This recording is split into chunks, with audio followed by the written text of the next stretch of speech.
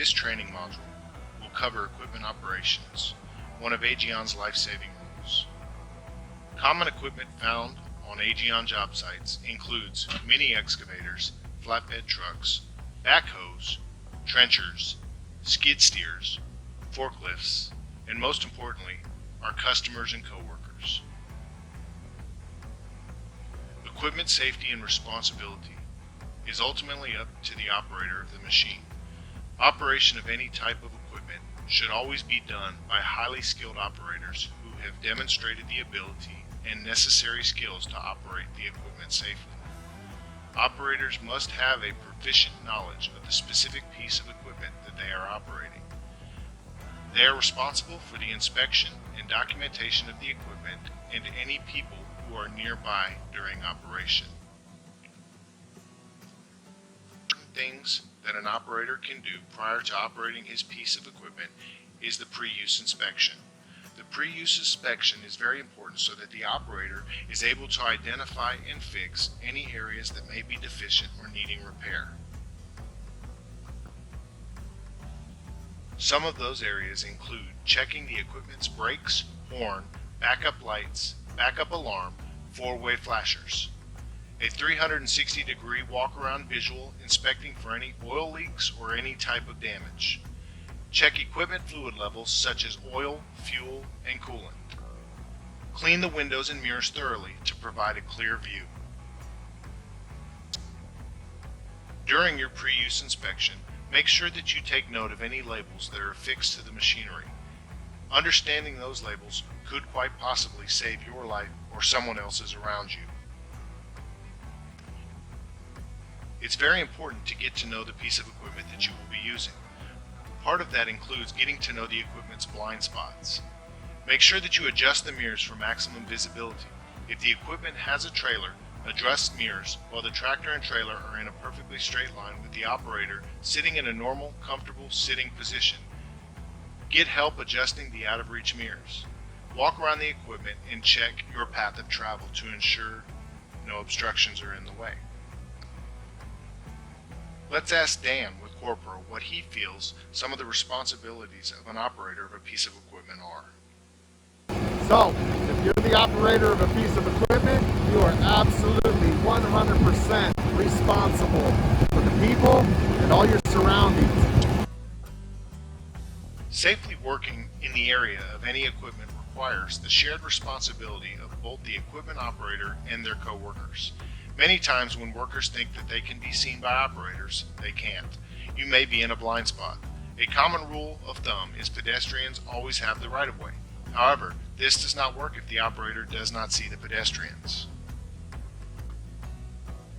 Some of the things that you can do to ensure your safety and well-being as well as your coworkers in an area where equipment is being operated are: always wear high visibility apparel that is job appropriate. Be aware of equipment and blind areas. Confirm communication signals with an operator. Be aware of the equipment travel paths. Listen for reverse alarms. Do not rely solely on one safety practice. Always be aware of your surroundings. A spotter must be familiar with the equipment on the job site. Arm and hand signals are the basic method. Voice signals between the spotter and driver can be misunderstood and should not be used except in an emergency. Spotters should always keep visual contact with the operator. Spotters should not position themselves between the vehicle being guided and another object where an inadvertent engine surge could cause injury. Let's watch this brief video put out by the Occupational Safety and Health Administration, or OSHA. In the U.S., more than 800 construction workers die every year while on the job. Being struck by vehicles, heavy equipment, and other objects is the top cause of injuries and the second cause of death for construction workers, killing more than 150 workers in 2009. But these injuries and deaths can be prevented. The video you're about to see shows how quickly struck-by accidents at construction sites can lead to worker deaths.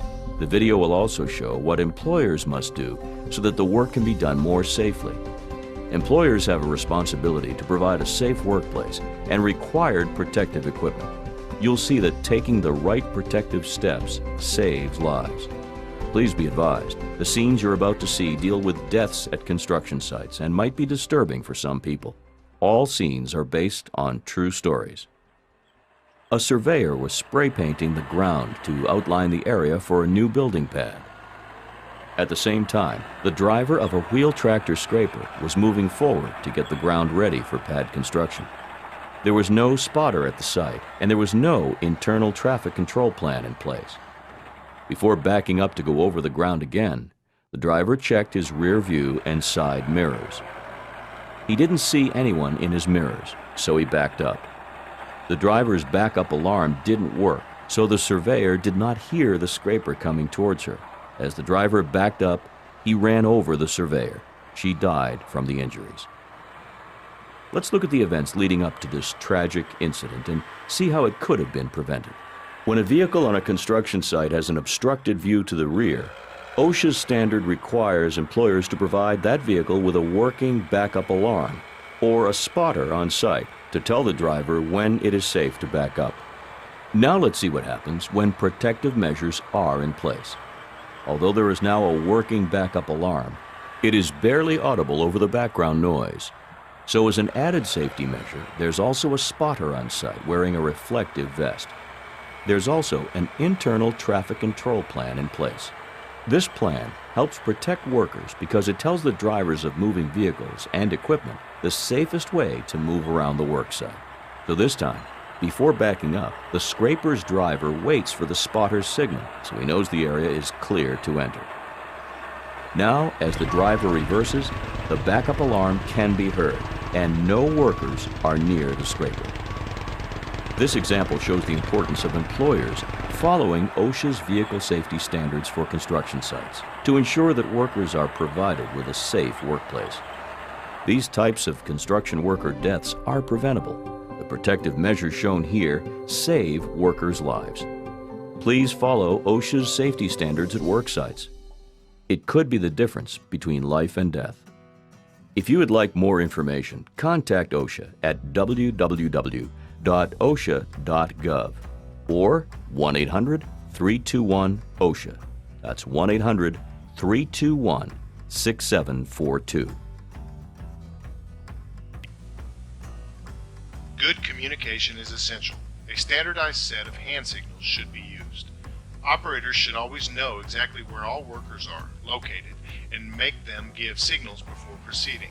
Employees working around the machinery should always keep their attention focused on moving equipment and should be in constant communication with the operator.